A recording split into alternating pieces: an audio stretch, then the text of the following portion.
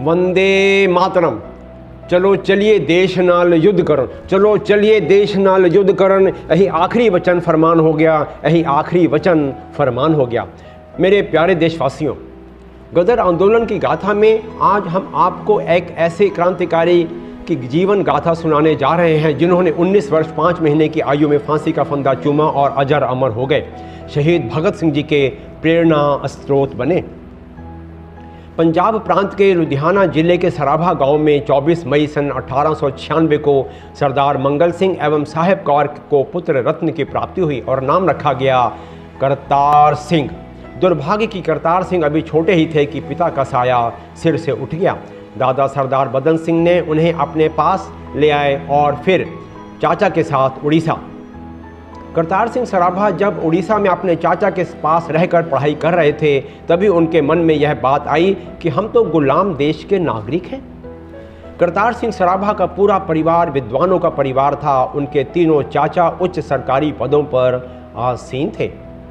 कुशाग्र बुद्धि, फुटबॉल और क्रिकेट के अच्छे खिलाड़ी होने के कारण विद्यालय में आपका सभी सम्मान किया करते थे। जब वह 16 वर्ष के हुए तो उनकी कुशाग्र बुद्धि को देखते हुए दादा ने करतार सिंह को उच्च शिक्षा प्राप्त करने के लिए सन 1912 में अमेरिका की यूनिवर्सिटी ऑफ कैलिफोर्निया बर्कले में रसायन विज्ञान पढ़ने के लिए दाखिला करवा दिया। सैन फ्रांसिस्को पहुंचने पर हवाई अड्डे पर अप्रवासन यानी इमिग्रेशन औपचारिकता के समय वहां के कर्मचारियों द्वारा अपमानजनक व्यवहार व प्रश्नों ने करतार सिंह को अंदर तक झकझोर दिया। जब उसने सभी भारतीय यात्रियों के साथ ऐसा होता देखा तो उन लोगों ने कहा, चूंकि आप भारतीय गुलाम हो, गुलामों के साथ ऐसा ही व्यवहार होता है।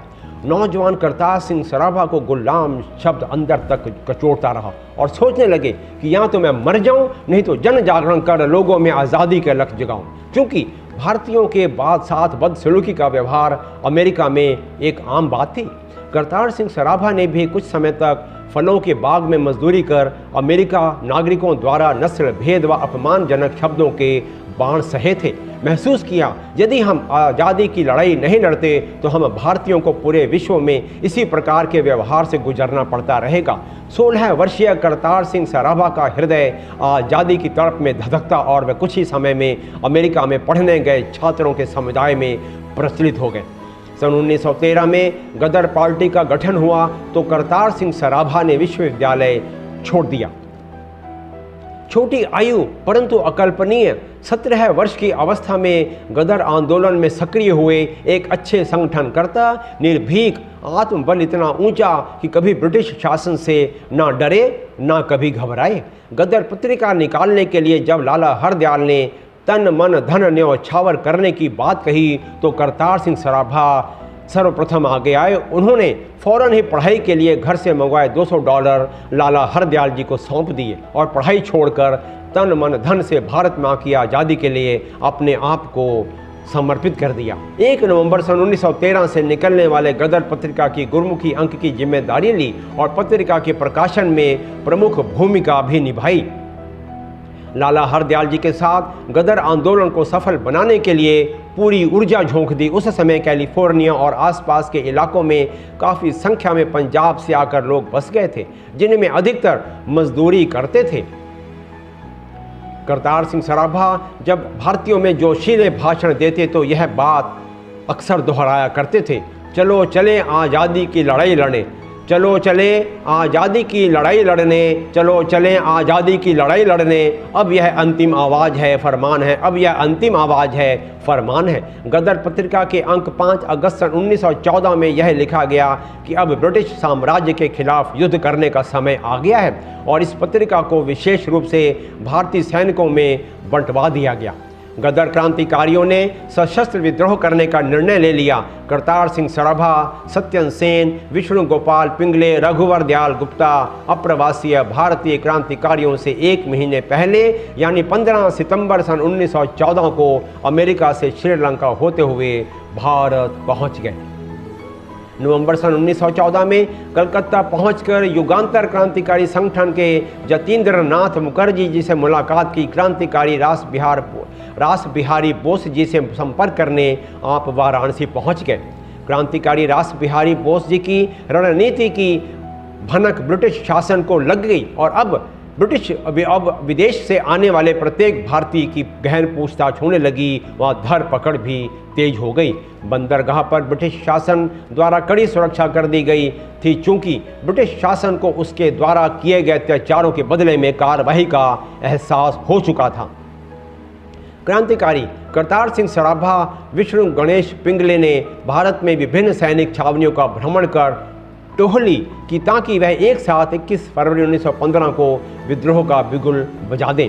मेरठ, आगरा, वाराणसी, प्रयागराज, अंबाला, लाहौर और रावलपिंडी आदि में भ्रमण कर विद्रोह की भूमिका तैयार कर ली गई थी। लुधियाना में करतार सिंह सराभा ने हथियार बनाने की इकाई भी तैयार कर ली थी। पूरी तैयारी का जायजा लेने क्रांतिकारी रास बिहारी बोस 25 जनवरी सन 1915 को अमृतसर पहुंच गए। 21 फरवरी सन 1915 को विद्रोह को अंतिम रूप देना था। प्रथम चरण में मियां मीर और फिरोजपुर छावनी में विस्फोट होना था और अंबाला में सैनिक विद्रोह की तैयारी थी। परंतु हाय ये क्या हो गया। कृपाल सिंह, जो कि क्रांतिकारियों का शुभ चिंतक बन पूरी जानकारी जुटा रहा था, वास्तव में वह भारत माँ का शत्रु धोखेबाज था। उसने क्रांतिकारियों के साथ गद्दारी की और सारी सूचनाएं ब्रिटिश सरकार तक पहुंचा दी। इस गद्दार ने विस्फोट के एक दिन पहले गदर आंदोलन के क्रांतिकारियों की धरपकड़ तेज हो गई।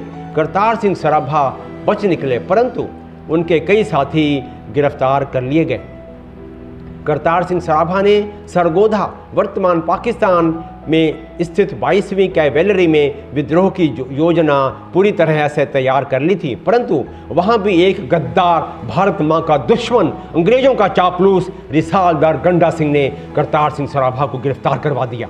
गद्दार ने 2 मार्च सन 1915 को करतार सिंह सराभा को सरगोधा, वर्तमान पाकिस्तान से गिरफ्तार कर लिया गया। ब्रिटिश सरकार की सांसों में सांस आई, क्योंकि करतार सिंह सराभा को गदर आंदोलन का ब्रिटिश शासन सबसे खूंखार क्रांतिकारी मानती थी। नाम मात्र का मुकदमा चलाया गया और जज ने 13 सितंबर सन 1915 को मृत्यु दंड का फैसला सुना दिया।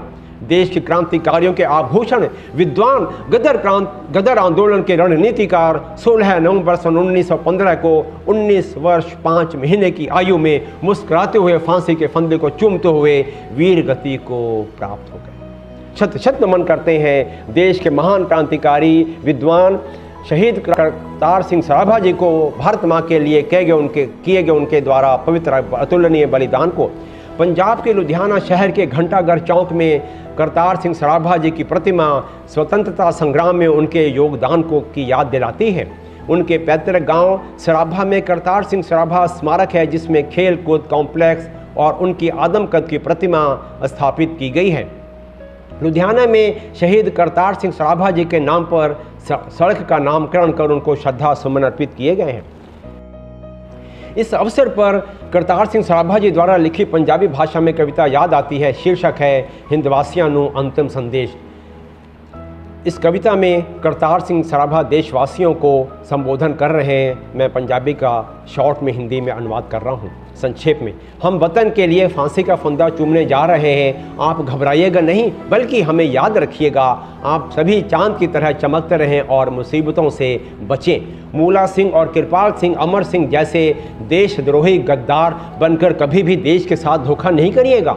वतन के सेवकों के लिए जेल विद्यालय जैसा है, जिसमें उत्तीर्ण कम होते हैं और फेल ज़्यादा। मेरे देश के प्यारे भाइयों, हम जिस रास्ते पर चले हैं उसी रास्ते पर आप भी आ जाना। यह करतार सिंह सराभा की आखिरी कविता थी। अब प्रस्तुत है उनकी कविता। हिंदवासियों रखना याद सानू, किते दिलों तो ना भुला जाना।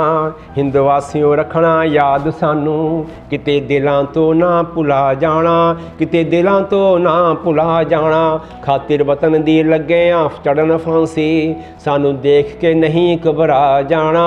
सानू देख के नहीं घबरा जाना।